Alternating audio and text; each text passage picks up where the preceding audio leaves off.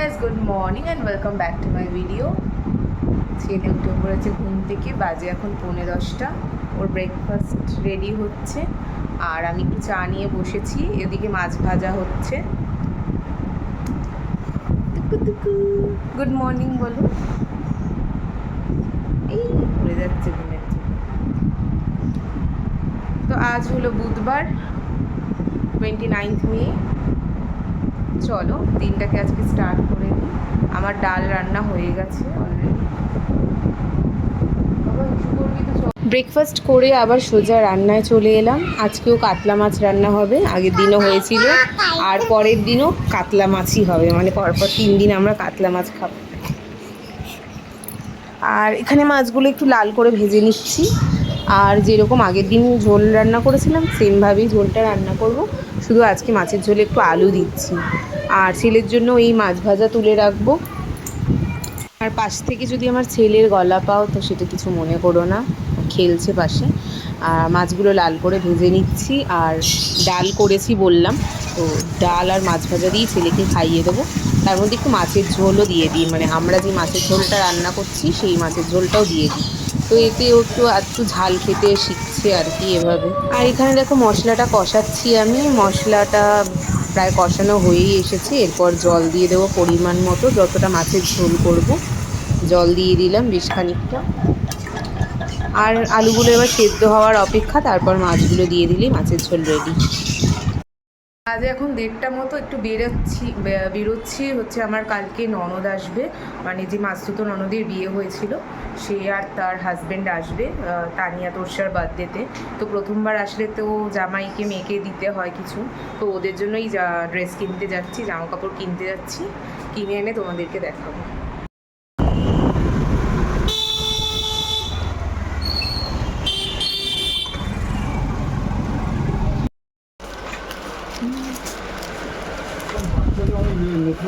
আপনার সেই ব্রিটিশ আমলের ধারণা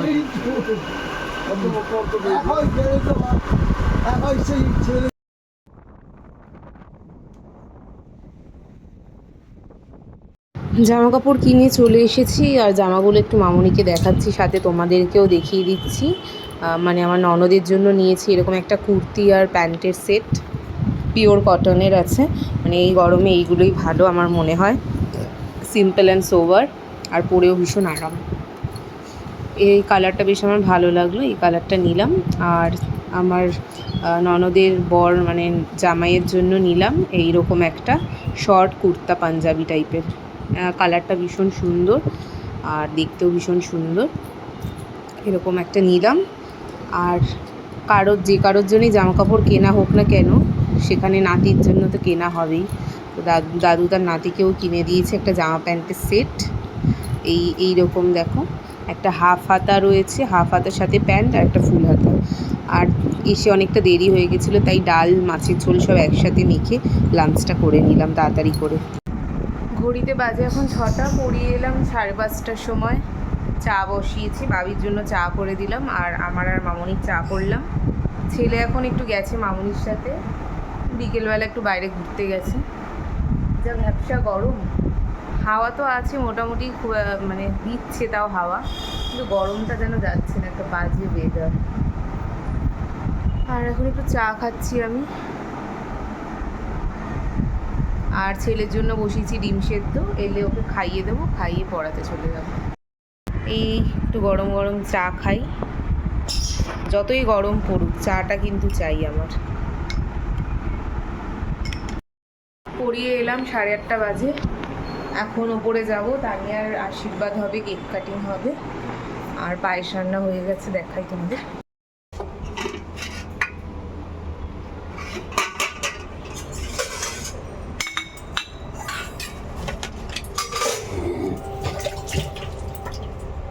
ওটা দিয়ে আসুন।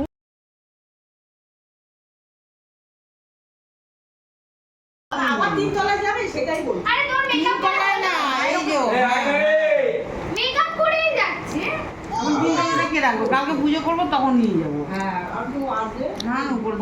আগে এসে বসে পড়েছে।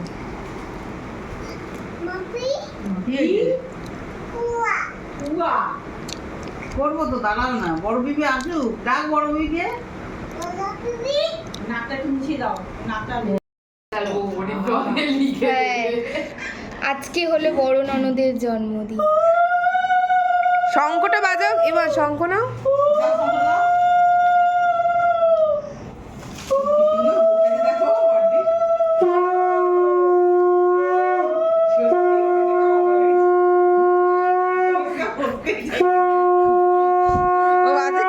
ও ভাবছে কিছু না কিছু একটা দেবে, আমাকে খাওয়ার জিনিস তো দেবেই, বসে থাকি। আচ্ছা একটু একটু মিষ্টি তো পাবোই, বসে থাকি। এ বাবা তুই বসে আছিস কেন? কি চাই তোর? কি নিবি? তোমাকে দেবে, একটু উলু দেবো। আমি পড়ে যাবি। আর বলেও দেবে, ওটা দে, এনে পায়েস। বাবা এ ফটোগ্রাফার কোথা দিয়ে যাচ্ছে। জলদি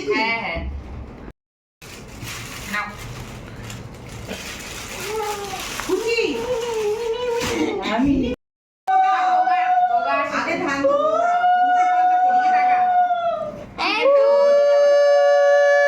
তুমি তো চুপি করো।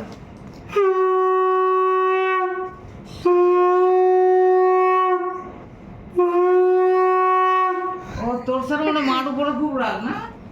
ওই 1000 টাকা বলে দুটো খাবে না, ওরা রাগ ওটু পায়েসটা আর খাবো না আমি। মিষ্টি দিও না, ক্যামেরা হচ্ছে। করবো, দাঁড়াও। এরপর কাকাদের সঙ্গে বাবার সঙ্গে হ্যাঁ এই না না না, নতুন টাকা তো দিয়ে দেবে। আমাকে দিয়ে দাও, আমাকে দিয়ে দাও, টাকা বাবা এদিকে আমাকে দিয়ে দাও, আমাকে দিয়ে দাও। নে।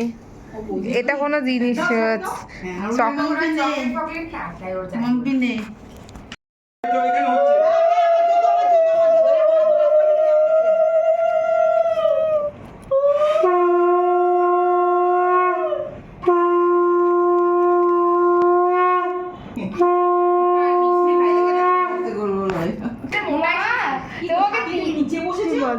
বাড়ি না, আমার কষ্ট হয়।